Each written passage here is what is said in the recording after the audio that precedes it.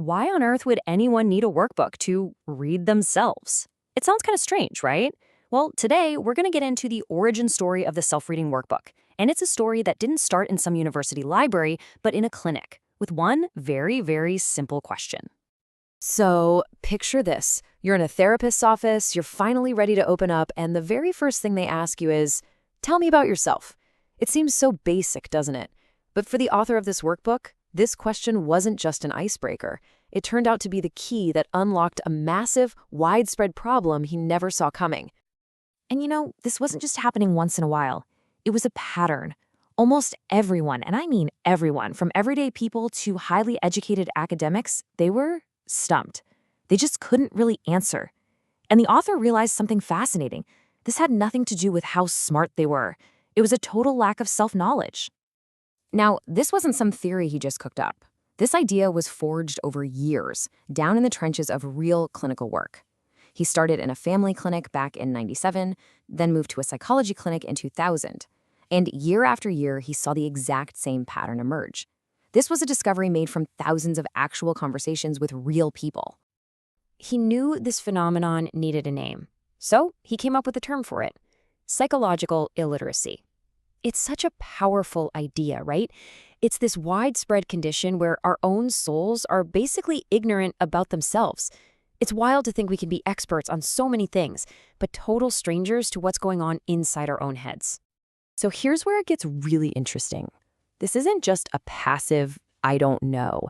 It's an active avoidance, and it's actually rooted in fear. Because whenever he would suggest to patients, "Hey, maybe spend a little time alone, just with your thoughts," the reaction wasn't curiosity. Oh no, it was pure anxiety and confusion, which led to a whole bunch of panicked questions.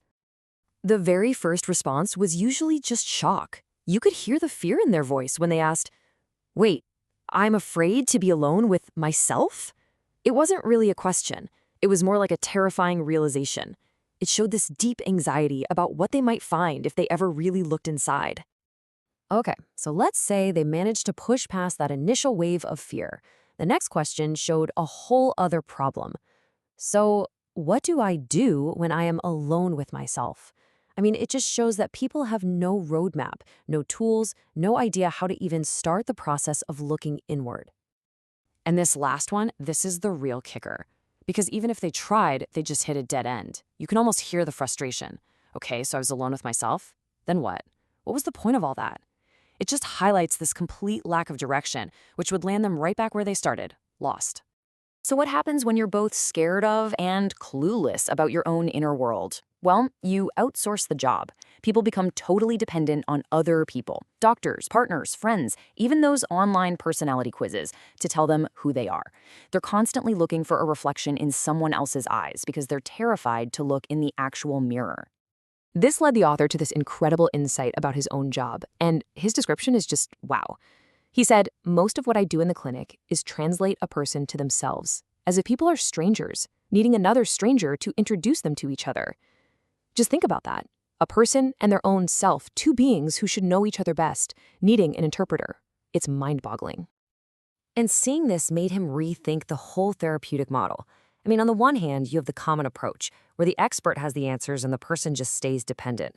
But his goal became something totally different, something way more empowering, to give people the tools to become their own experts, to teach them the language of their own souls so they could finally do the translating for themselves. And that is exactly how the self-reading workbook was born. It was never meant to be some lofty academic book. It was designed to be a practical, hands-on tool created as a direct and urgent answer to this crisis of psychological illiteracy that he was seeing every single day in his clinic. So it all really boils down to three core goals. First, to tackle this widespread ignorance people have about themselves. Second, to give a practical how-to for people who were scared of being alone with their thoughts. And third, to help people break that cycle of depending on others for self-knowledge and finally stand on their own 2 feet. But I think the most remarkable part of this whole story is the author's ultimate motivation. It's not about selling books or becoming famous. He actually says, "I pray for the day when people can see and read themselves, so I can close my clinic."